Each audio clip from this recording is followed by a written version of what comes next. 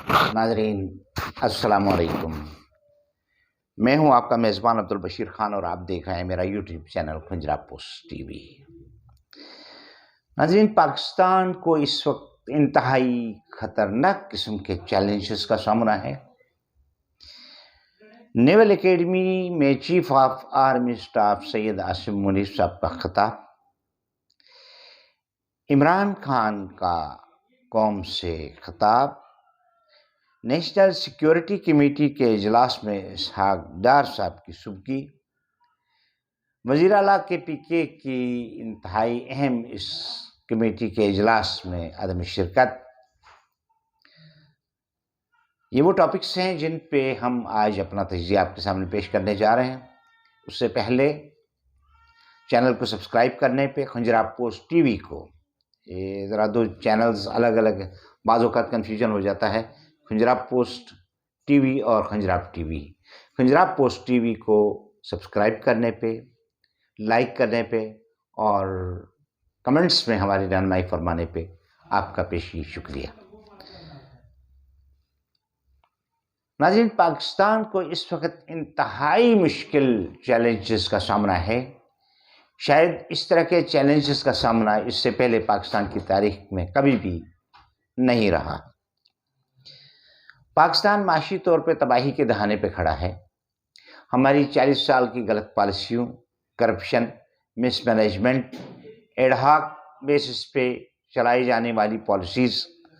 और सबसे बढ़कर कानून की बालादस्ती का न होना, जस्टिस का फुकदान और कौमी मुफादात के मुनाफी फैसले, ये वो इक़दामात हैं जिन्होंने आज पाकिस्तान जैसे मुल्क को, जो अपने वसाइल के एतबार से दुनिया के बड़े रिच ममालिक में शामिल है, उसे आज उस मकाम पे ला खड़ा किया है कि हमारे पास अपने मुल्क को चलाने के लिए 3 हफ्ते तक चलाने के वसाइल भी दस्तयाब नहीं हैं। इस सूरत हाल से इस मुल्क को किस तरह निकाला जाए, यकीनी बात है कि इस सूरत हाल से निकलने के लिए पूरी कौम को जंगी बुनियादों पे इस चैलेंज को कबूल करना होगा। पूरी कौम को एक आवाज़ होकर, ग्रोही और तबकाती मुफादात से बालातर होकर, पार्टी के मुफादात से बालातर होकर,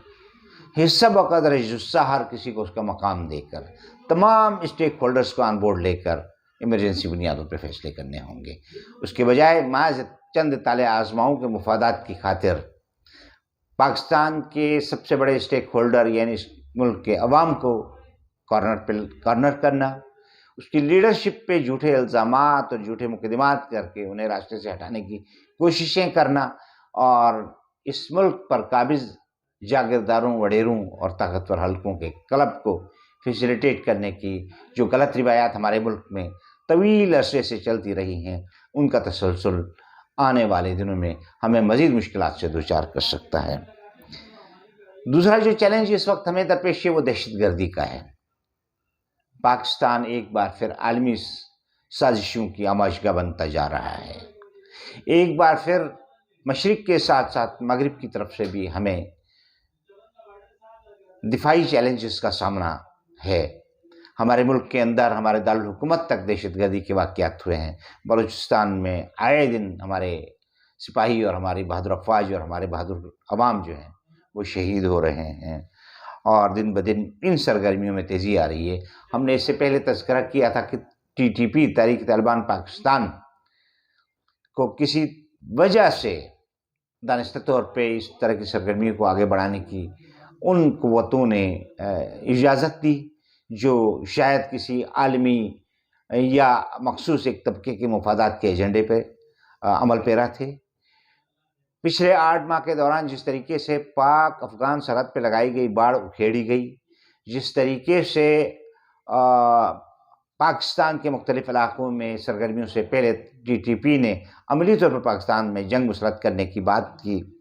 उस पर जिस तरह की खामोशी रही,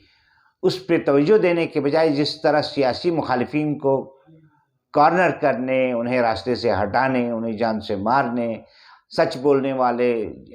आपके सेनेटर्स तक को, अरकान पार्लियामेंट को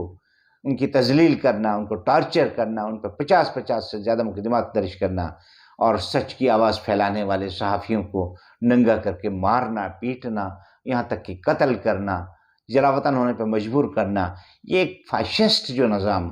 پچھلے 8 ماہ کے دوران اس ملک کو مسلط رہا، اس نے رہی صحیح کسر بھی پوری کر دی۔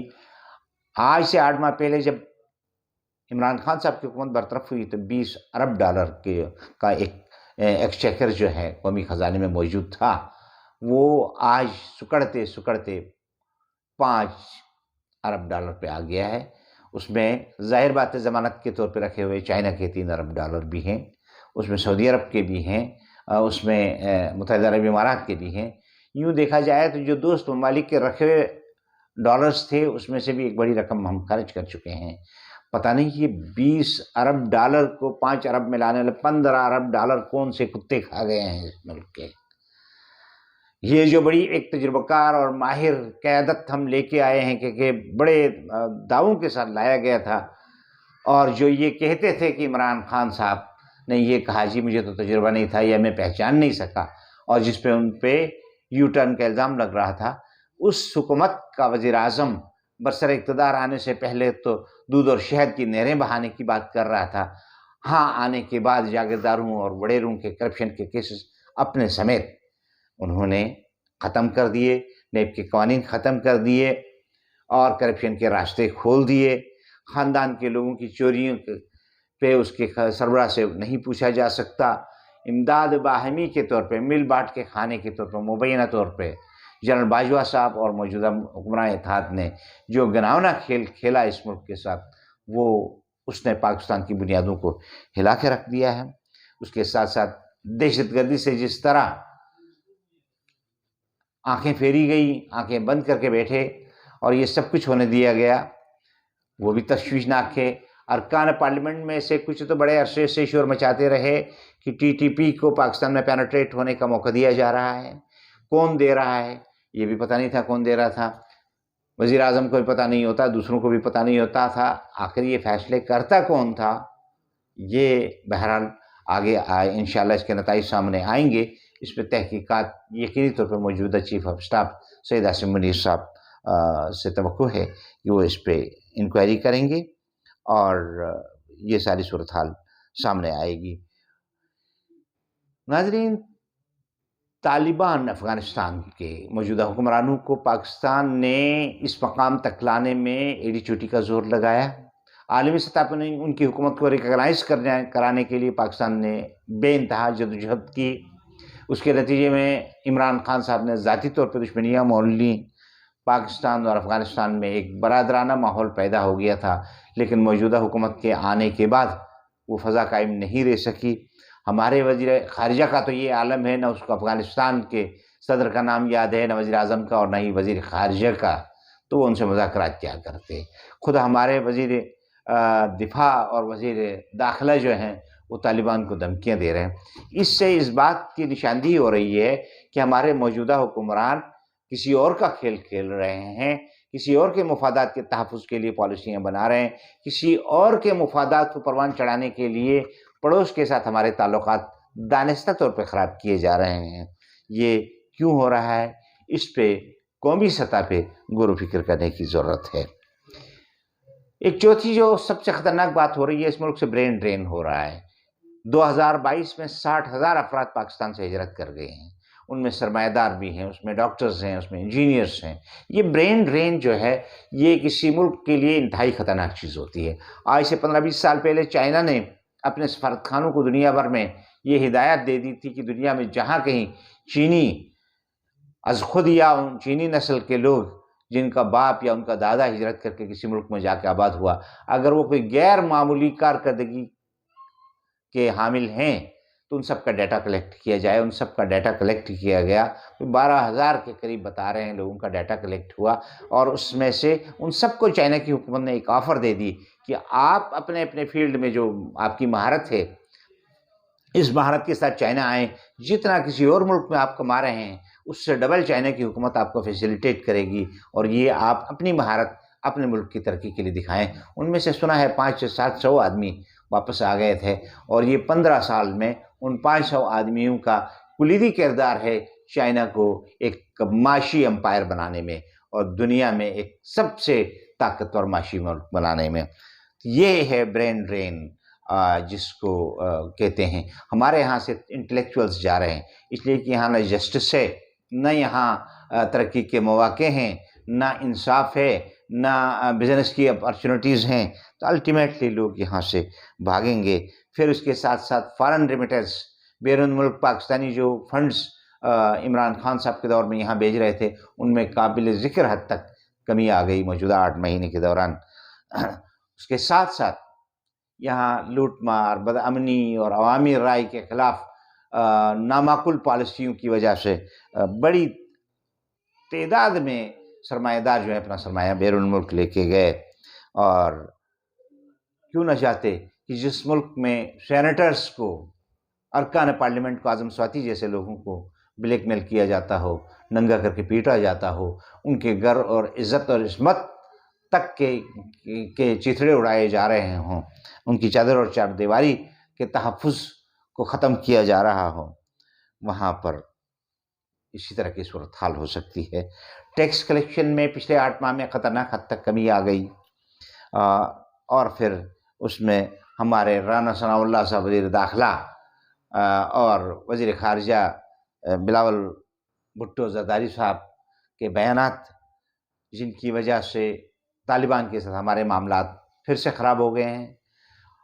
جو ٹی ٹی پی پاکستان میں جو کچھ کر رہی ہے، اسے اگرچہ عمران خان صاحب کے دور میں طالبان حکومت نے کسی قسم کی حمایت نہیں کی تھی، لیکن اب ایسا لگتا ہے کہ دانستہ طور پہ انہیں اس طرح پش کیا جا رہا ہے کہ وہ ٹی ٹی پی کی حمایت کریں۔ کہیں ایسا تو نہیں ہے کہ ہم پھر سے کرائے کے سپاہی بننے جا رہے ہیں، اور وہ جو ایک ریاست کو عمران خان صاحب ٹورزم کی امپائر بنانا چاہ رہے تھے، ٹورزم کی جنت بنانا چاہ رہے تھے، اسے ٹیرورزم کی جنت بنانے کے لیے کام شروع ہو گیا ہے، اور وہ ہمارے مہربانوں کے، ہمارے اجارہ دار طبقوں کی سرپرستی میں ہوا ہے۔ اس میں مبینہ طور پہ باجوہ صاحب پہ انگلیاں اٹھ رہی ہیں اور ان کے ساتھ موجودہ حکمرانوں پہ۔ ناظرین، یہ سب کچھ ملک میں سیاسی عدم استحکام کو فروغ دے رہا ہے، اور اس ملک کی سب سے بڑی پارلیمنٹ میں موجود پارٹی،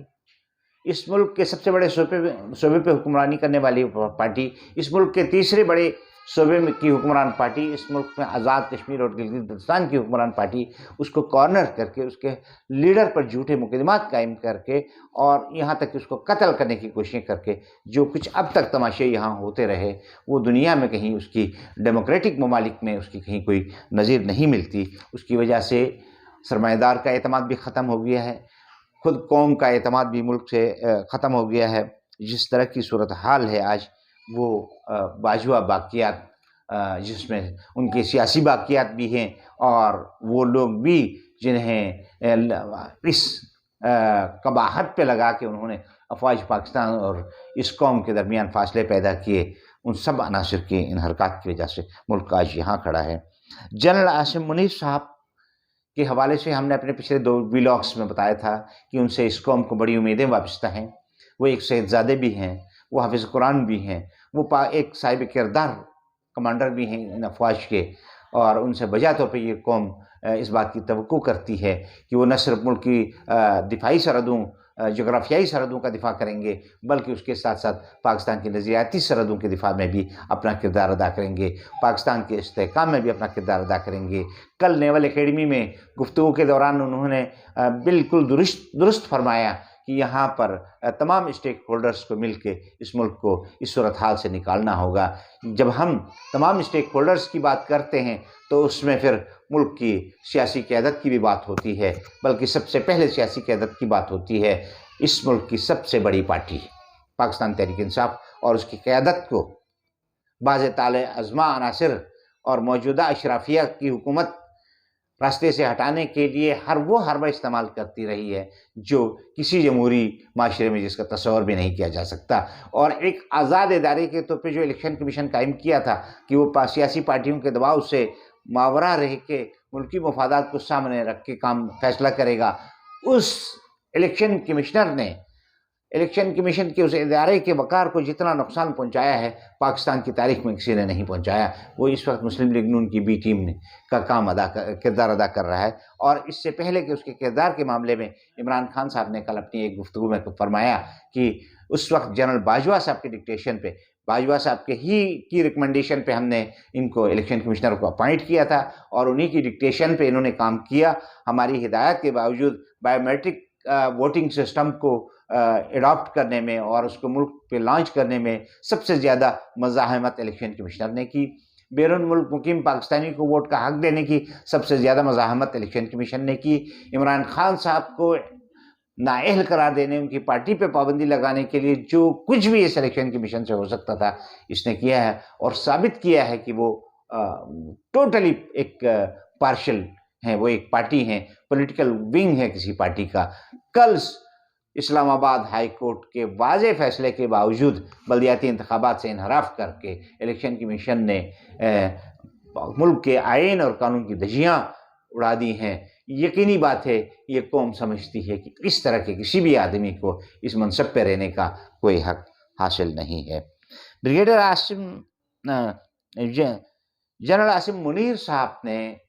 نیول اکیڈمی میں خطاب کے دوران یہ جو بات کی، یہ انتہائی مثبت، اس کے ساتھ ساتھ انہوں نے بریگیڈیئر آصف کی گرفتاری اور اس کے ساتھ ساتھ ان کے ساتھ یہ جو ویڈیو کے چکر میں قوم کی ماؤں بہنوں کی عزتوں کو اچھالنا اور قوم کے باعزت بیٹوں کو کی تذلیل کرنے، ان میں سے ہر کسی کی کردار کشی کرنے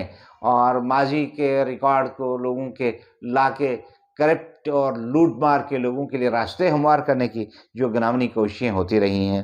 اس میں ملوث لوگوں کے خلاف سخت ایکشن کی ہدایات دے کے عاصم منیر صاحب نے پہلی سیڑھی رکھ دی ہے، پہلی اینٹ رکھ دی ہے۔ انشاءاللہ وہ ہمیں یقین ہے کہ اس ملک کو اس کی حقیقی نظریے کے مطابق آگے بڑھانے میں اپنا کردار ادا کریں گے۔ عمران خان صاحب نے الیکشن کمیشن کے حوالے سے جو گفتگو فرمائی اس کا تو تذکرہ ہم نے آپ سے کر دیا۔ اس کے ساتھ ساتھ خوشائند بات یہ ہے کہ انہوں نے افواج پاکستان سے مکمل یکجہتی کا اظہار کیا۔ ماضی میں جو لوگ اپوزیشن میں تھے اور موجودہ وزیر داخلہ سمیت، وزیر دفاع سمیت اور موجودہ حکمرانوں سمیت جس طرح کی گفتگو افواج پاکستان کے خلاف کرتے رہے، اس ملک کے وزیر اعظم کی پارٹی اور اس کی لیڈرشپ جس طرح کے گھناؤنے الزامات افواج پاکستان پہ لگاتی رہی ہیں، اس کے مقابلے میں عمران خان کا یہ کردار ایک قداور سیاسی شخصیت کا کردار ہے۔ ان کا یہ فرمانا بجا طور پہ بالکل مناسب ہے کہ یہ فوج اس ملک کی فوج ہے، اس قوم کی فوج ہے، یہ قوم اس کے پیچھے کھڑی ہوگی۔ یہ تقریباً یہ یقیناً تبھی ممکن ہوگا کہ جب جنرل عاصم منیر صاحب کے اس کول کے مطابق اس ملک کے اسٹیک ہولڈرز، جس میں سب سے بڑا اسٹیک ہولڈر اس ملک کے عوام ہیں اور اس ملک کے عوام کو ریپرزینٹ کرنے والی 70 سے 80% عوام کی نمائندگی کرنے والی پی ٹی آئی اور اس کا لیڈر عمران خان، اس کے ساتھ ساتھ افواج پاکستان دوسرا اہم اسٹیک ہولڈر ہیں، اور تیسرا اہم اسٹیک ہولڈر اس ملک کی عدالتیں ہیں۔ ہمیں امید ہے کہ یہ تینوں طاقتیں اس ملک کو موجودہ بحران سے نکالنے اور ترقی کی راہ پہ آگے بڑھانے میں اپنا کردار ادا کر دیں گی۔ جس طرح گزشتہ ایک ہفتے کے دوران عاصم منیر صاحب کا سارے اسٹیک ہولڈرز کو مل کے اس ملک کو آگے بڑھانے کی دعوت دینا اور سملرلی قومی ہم آہنگی کے حوالے سے عمران خان صاحب کی گفتگو اس بات کی علامت ہے کہ اس ملک میں کچھ مثبت انڈیکیشنز نظر آ رہے ہیں۔ انشاءاللہ اس ملک کی فوج، یہ قوم اور اس کی عدلیہ مل کر اس ملک میں سیاسی استحکام لانے کی کوشش کریں گے، اور سیاسی استحکام آئے گا تو اس میں قومی امنگوں کے مطابق حکومت ہوگی، قوم کی شرکت ہوگی اس حکومت میں۔ جب قومی شرکت کے ساتھ قومی امنگوں کے مطابق حکومت ہوگی تو قوم بھی قربانیاں دے گی، اس میں پھر دوست ممالک بھی آگے آئیں گے، بیرونی سرمایہ کاری بھی آئے گی، عالمی امیج بھی ہمارا بہتر ہوگا کہ یہ کوئی کرپٹ ایلیٹ کلاس کی ہیون، ان کی جنت نہیں ہے، بلکہ ایک جمہوری ملک ہے جہاں سب کے لیے یکساں حقوق اور جہاں سب کے لیے انصاف ہے۔ خوشائن بات یہ ہے کہ آج سینیٹر اعظم سواتی صاحب کو اسلام آباد ہائی کورٹ نے رہا کر دیا ہے، لیکن یہ چلیں دیر آید درست آید، یہ اگرچہ بہت پہلے ہونا چاہیے تھا، جو ظلم اور زیادتی ان کے ساتھ ہوئی وہ قابل مذمت ہے، لیکن اب بھی یہ ہو گیا، یقینی طور پہ اس میں ہم یہ سمجھ رہے ہیں کہ جنرل عاصم منیر صاحب کے اس بیان کے اثرات اس میں جھلکتے ہیں۔ وسائل کا انخلا رک جائے گا قومی کنسنسس ہوا تو، اور اس کے ساتھ ساتھ عوامی شرکت سے ٹیکسوں کی بہتر وصولی کے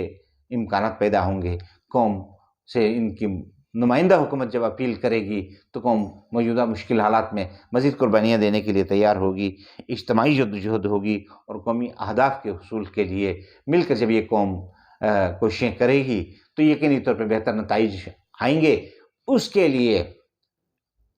ٹیکنوکریٹس کی حکومت اور اس طرح کی شارٹ کٹس اور سازشوں کے بجائے واحد راستہ ٹرانسپیرنٹ، صاف، شفاف اور فوری انتخابات ہیں۔ جتنا جلدی ہم اس پروسیس سے گزریں گے، جتنا جلدی ملک کے فیصلوں میں اس قوم کو شریک کریں گے، اتنا ہی اس ملک اور قوم کے حق میں بہتر ہوگا۔ ناظرین، اس کے ساتھ آج کے پروگرام سے میں آپ سے اجازت چاہوں گا۔ اپنے میزبان عبدالبشیر خان کو اجازت دیجیے۔ انشاءاللہ اگلے پروگرام میں پھر آپ سے گفتگو ہوگی۔ پاکستان پائندہ باد۔ السلام علیکم ورحمۃ اللہ وبرکاتہ۔